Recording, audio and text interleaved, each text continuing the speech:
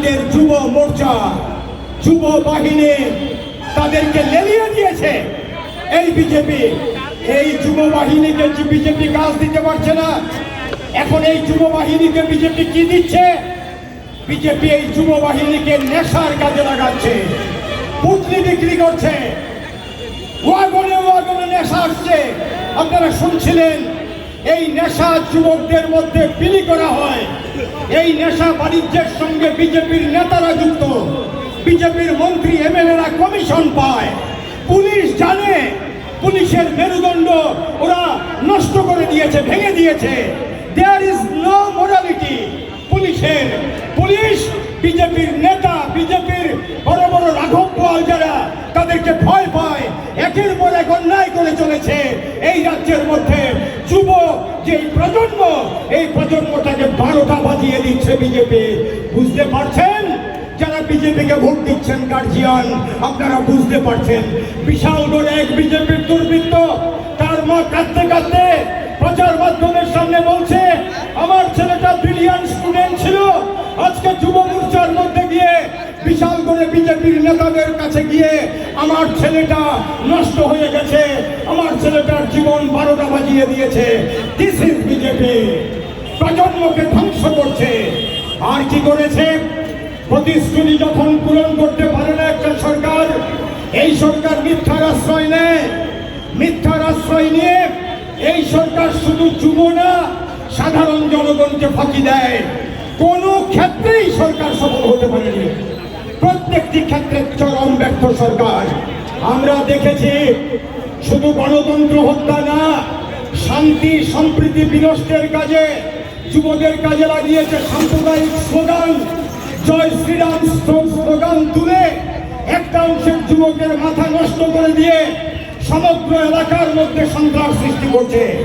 ধর্মের নামে রাজনীতি করে, সাম্প্রদায়িকতা করে ত্রিপুরা রাজ্যের পরিস্থিতিকে ওরা বিষাক্ত করেছে, যুবকদেরকে ব্যবহার করেছে। এটার বিরুদ্ধাচরণ করছে ডিওয়াইএফআই। আমরা লক্ষ্য করছি এই রাজ্যের মধ্যে গত 8 বছরে আপনারা সবাই জানেন চাকরির বাজার, কাজের বাজার মরুভূমিতে পরিণত করেছে। চাকরি নাই, গরিবের ঘরে চাকরি নাই।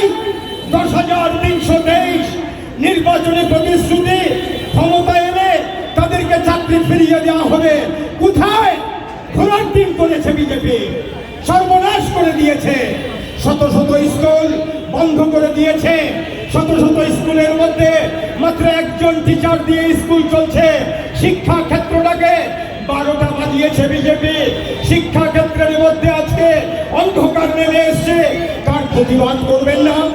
যারা বিজেপি করেন তাদের কাছে আমার আবেদন, আপনারা প্রতিবাদ করবেন না? মনে করুন তো নৃপেন চক্রবর্তী দশরথ এবং মানিক সরকারের যে গভর্নমেন্টগুলো ছিল, তখন এই রাজ্যের মধ্যে শিক্ষার বাতাবরণ কি ছিল? আর আজকে আমাদের রাজ্যে শিক্ষা ক্ষেত্রে কি হচ্ছে? স্কুলগুলির মধ্যে শিক্ষার কোনো পরিবেশ নেই। সিলেবাস আজকে নষ্ট করে দিয়েছে। নানাভাবে শিক্ষকরা আক্রান্ত, নানাভাবে শিক্ষাকর্মীরা আক্রান্ত। স্কুলের মধ্যে, কলেজের মধ্যে, ইউনিভার্সিটির মধ্যে বিজেপির ছাত্র সংগঠনের গুন্ডামির কারণে গণতান্ত্রিক পরিবেশ আজকে ধ্বংস হয়ে গেছে। শিক্ষার সর্বনাশ করেছে।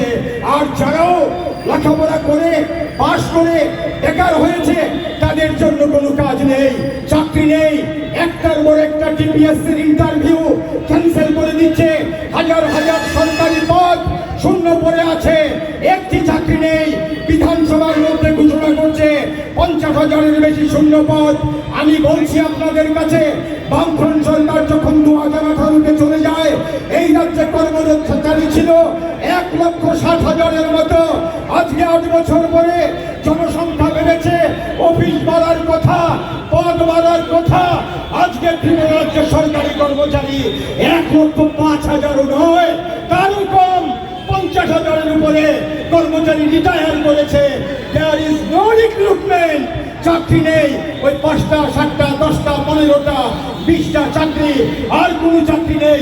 যারা বিজেপির ঝান্ডা নিয়ে সিপিএমকে পেটাচ্ছেন, তাদের কাছে আমার আবেদন, যুব মোর্চার বন্ধুরা যারা বিজেপি করেন, তাদের কাছে আবেদন, আপনি আমাদের শত্রু না, আপনি মধ্যবিত্ত ঘরের সন্তান, আপনি গরিবের ঘরের সন্তান, আপনি কেন বিজেপির নেতাদের কথায় আপনার শ্রেণী মিত্র যে হতে পারে, আপনার মতোই গরিবের একটি ছেলে লাল ঝান্ডা নিয়ে সাদা ডিওয়াইএফআই এর পতাকা নিয়ে আপনার দাবিতে লড়াই করছে, আপনি তার মাথায় বাড়ি দিচ্ছেন।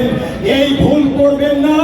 এই রাজ্যের সর্বনাশ এই বিজেপি মাথা করে দিচ্ছে পাহাড়ে এবং সমতলে।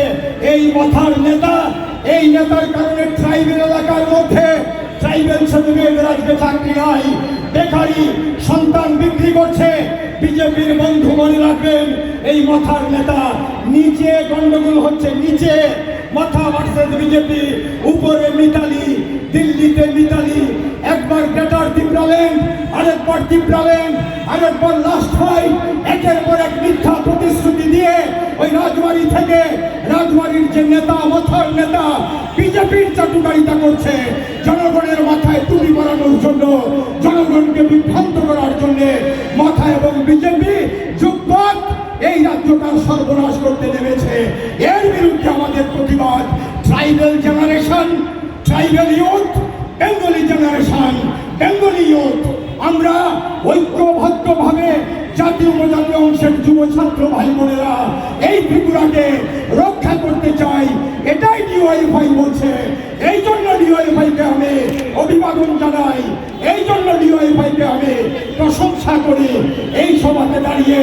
কাজেই আজকে এই রাজ্যের মধ্যে এই সরকারের প্রতিশ্রুতি কর্মসংস্থানের, এই কর্মসংস্থানের প্রতিশ্রুতি শুধুর নিহারিকায় পরিণত হয়েছে। এই রাজ্যের মধ্যে শূন্যপদ পূরণ হয় না, এই রাজ্যের মধ্যে নতুন চাকরির পদ সৃষ্টি হয় না। হাজার হাজার লাখ লাখ ছেলে মেয়ে বেকার, একটি কথাও খণ্ডন করার মতো সৎসাহস বিজেপির নেই। মিথ্যার ইমারতের উপর দাঁড়িয়ে আছে এই বিজেপি। এই বিজেপির বিরুদ্ধে, এই মিথ্যার ইমারতের উপর দাঁড়িয়ে আছে মাথা। এই মাথা এবং বিজেপির যে গোপন মিতালি, এই মিতালির বিরুদ্ধে এই রাজ্যের যুবদের এই যে সংগ্রাম, এর মধ্য দিয়েই শেষ হবে না, আগামী দিনে এগিয়ে যাবে। এর মধ্য দিয়েই এই রাজ্যে আগামী প্রজন্মকে রক্ষা করতে হবে। এই দায়িত্ব শুধু যুবদের না, যুবদের পেছনে যারা প্রবীণরা আছেন, মা বোনেরা আছেন, অভিভাবকরা আছেন, সমাজের সব অংশের মানুষ আছেন, আপনাদেরও সহযোগিতা নিয়ে এগিয়ে আসতে হবে। যুবরা আপনাদের সন্তান, তাদেরকে সন্তান তুল্য যত্ন করে তাদের লড়াইয়ের পাশে মা বাবারা, অভিভাবকরা এগিয়ে আসুন। এই রাজ্যে যে বর্গীর অত্যাচার চলেছে, এই অত্যাচারকে খতম করুন, করে এই রাজ্যে গণতন্ত্রের পতাকাকে উড্ডীন করুন। এই রাজ্যে পাচার যে রাস্তা, এই রাস্তাকে সুগম করুন। এই রাজ্যের মাথা তুলে দাঁড়ানোর যে অতীতের যে দৃষ্টান্ত বামফ্রন্টের আমলে, এই দৃষ্টান্ত ফিরিয়ে আনুন। এই ত্রিপুরা মাথা নত করবে না বিজেপি আর মাথার কাছে। একদিন না একদিন এই রাজ্যের জনগণের গণতান্ত্রিক চেতনা এইভাবে বিস্ফোরিত হবে, যেদিন অপরাধীরা পালানোর পথ পাবে না, তাদের স্থান হবে ইতিহাসের রাস্তা জুড়ে। এটাই ইতিহাস বলেছে বারবার। এই পথেই এই রাজ্যের যুবদের গণতান্ত্রিক আন্দোলন ধাবিত হচ্ছে। এই ক্ষেত্রে এই রাজ্যের জনগণের সহযোগিতা একান্তভাবে কাম্য। সর্বশেষে আমি বলবো, বিজেপির মধ্যে যারা আছেন অভিভাবকরা, বিজেপির মধ্যে যে যুবরা আছেন, তাদের কাছে আমার আবেদন থাকবে আবারও, আপনারাও গরিব, আপনারাও সাধারণ, আপনারা নিম্ন মধ্যবিত্ত, একবার ভাবুন, চিন্তা করুন, গত 8 বছরে ত্রিপুরাকে বিজেপি এবং মাথা কোথায় এনে দাঁড় করিয়েছে। বিচার করুন, চিন্তা করুন, তারপরে এগিয়ে আসুন।